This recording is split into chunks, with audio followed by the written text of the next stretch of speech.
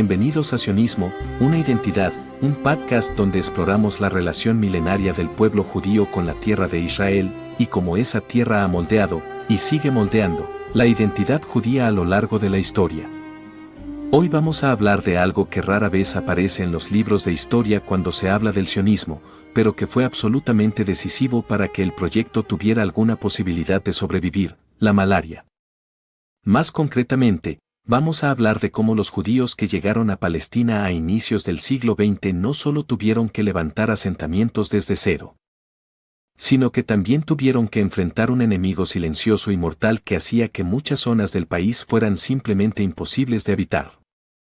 Esta es la historia de cómo esa lucha, liderada por científicos, médicos, obreros y comunidades enteras, cambió el mapa demográfico, sanitario y político de la región. En la primera mitad del siglo XX, Palestina no era el lugar fértil y floreciente que imaginaban muchos sionistas europeos.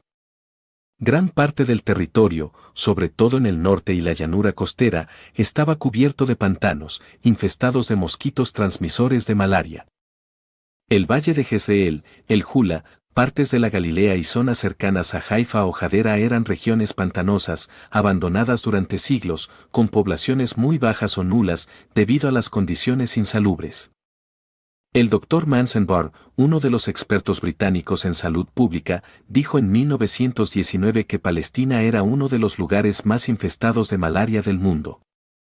Para que quede claro el nivel del problema, durante la campaña militar británica en Palestina en la Primera Guerra Mundial, de 40.000 soldados, más de 20.000 enfermaron de malaria en solo 9 semanas. Y de los 100.000 prisioneros turcos capturados, una quinta parte tuvo que ser hospitalizada inmediatamente por la enfermedad. Este era el terreno al que llegaban los primeros judíos con la Saliyot. Jóvenes idealistas de Europa del Este, movidos por el sionismo, compraban tierras baratas porque nadie más las quería. Muchas veces esas tierras eran literalmente inhabitables, no había agua potable, no se podía cultivar, y vivir ahí era jugarse la vida. Se estima que entre 1882 y 1914 llegaron unos 75.000 judíos de Rusia y Europa del Este. Para 1914, más de la mitad había muerto o regresado a Europa, en gran parte por enfermedades como la malaria. El Fondo Nacional Judío, al comprar tierras en el Valle de Jezreel, en Hadera, en la zona de Afula, se encontró con que esas tierras estaban baratas por una razón, eran zonas muertas. No se podía cultivar, no se podía vivir. La malaria no era solo un problema médico, era una amenaza existencial. Si no se resolvía, todo el proyecto sionista colapsaría. Ahí entra en escena un personaje olvidado por muchos, pero esencial para entender cómo Israel logró existir. Se llamaba Israel Jacob Klegler. Nacido en Galicia, educado en Estados Unidos, doctorado en bacteriología y biología, hizo alía en 1921, impulsado por su ideal sionista. No vino a dar discursos ni a fundar partidos. Vino a erradicar la malaria. Klegler tenía experiencia trabajando con enfermedades infecciosas en México, Perú y África. Pero en Palestina encontró el reto más complejo de su vida. Aquí no había un sistema de salud moderno, ni infraestructura, ni una población organizada. Había un mosaico de aldeas, grupos religiosos, conflictos políticos y un gobierno británico con recursos limitados. Pero también encontró gente decidida a transformar el país. La propuesta de Klegler era distinta a todo lo que se hacía en el mundo en esa época. En vez de repartir mosquiteros o depender de fumigaciones con químicos, él apostó por una solución ambiental y educativa. Se trataba de eliminar todos los criaderos de mosquitos. No solo los grandes pantanos, sino cualquier lugar donde se acumulara agua estancada, zanjas, pozos, canaletas, charcos. El mosquito que transmitía la malaria no volaba a grandes distancias, por lo que si se eliminaban los criaderos en una zona, la enfermedad podía desaparecer de ahí. Para lograr eso, se necesitaba la participación de toda la comunidad. Klegler mandó traducir folletos a todos los idiomas locales, hebreo, árabe, turco, ladino. Formó brigadas que iban de aldea en aldea enseñando cómo identificar y destruir criaderos. Había muy pocos recursos, así que cada aldea tenía que mantener su zona con sus propias palas, su propia gente. Pero lo más importante es que todos entendieran por qué lo hacían. Si no comprendían la lógica detrás, no lo mantendrían. Lo más sorprendente es que sí funcionó. Las comunidades judías adoptaron el modelo de inmediato. Pero también muchas comunidades árabes se sumaron, viendo cómo mejoraban su salud y su calidad de vida. El trabajo se expandió, y para 1925 ya era notorio.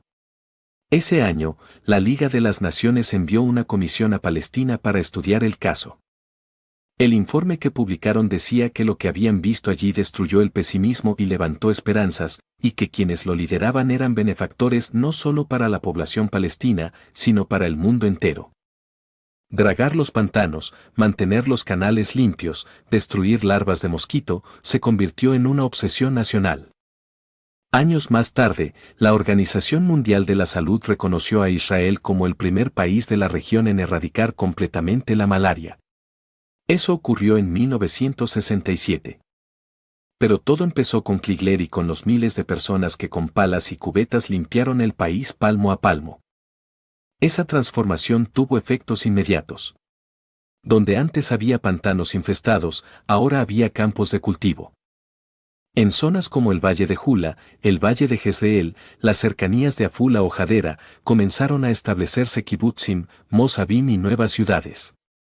La mejora sanitaria permitió que miles de judíos que llegaron con la tercera, cuarta y quinta aliyá pudieran asentarse fuera de las ciudades, en áreas rurales que antes eran inhabitables. Esos asentamientos no habrían sido posibles sin esa limpieza sanitaria. Pero no solo los judíos se beneficiaron. El desarrollo de infraestructura, el crecimiento económico y la mejora en salud también atrajeron a miles de árabes que se desplazaron desde Siria, Líbano, Transjordania e incluso más al sur del mundo árabe.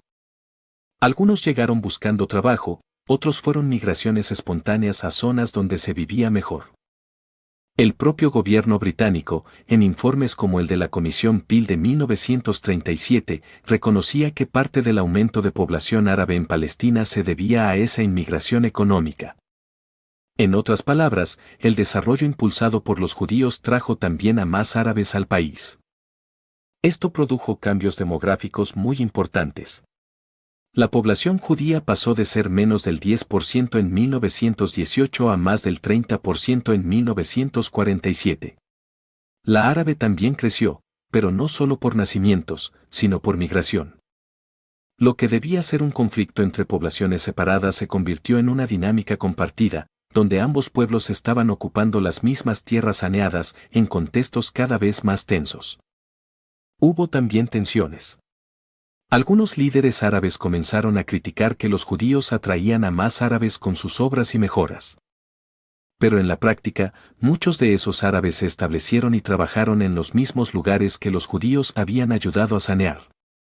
Hay documentación de colaboración en obras públicas, campañas de higiene y mantenimiento de canales de drenaje entre personas de ambas comunidades. Toda esta transformación sanitaria fue también una transformación política.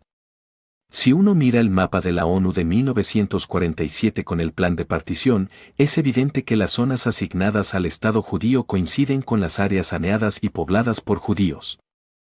Esas tierras eran, en gran parte, zonas que antes eran inhabitables.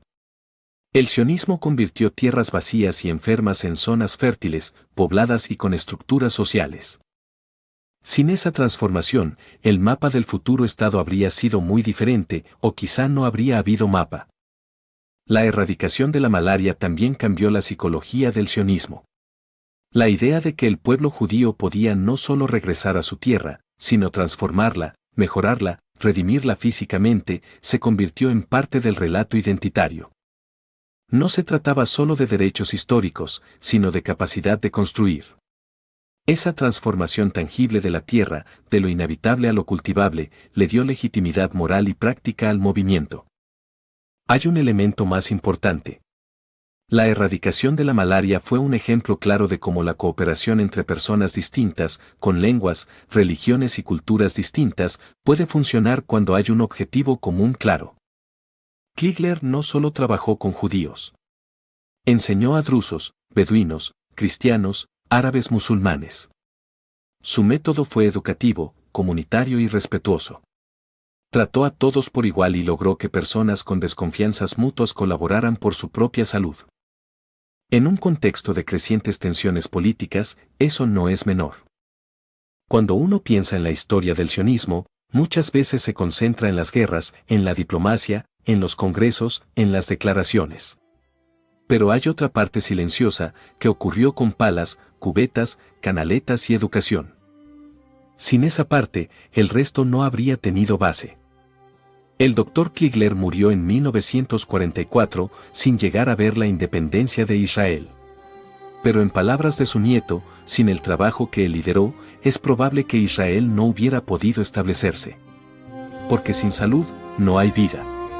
Y sin vida, no hay país. Gracias por escuchar este episodio. Si te interesa seguir explorando la historia del sionismo desde sus fundamentos más profundos y poco conocidos, te invito a seguir con nosotros en Sionismo, una identidad. Puedes encontrar este y todos los episodios en Spotify. Hasta la próxima.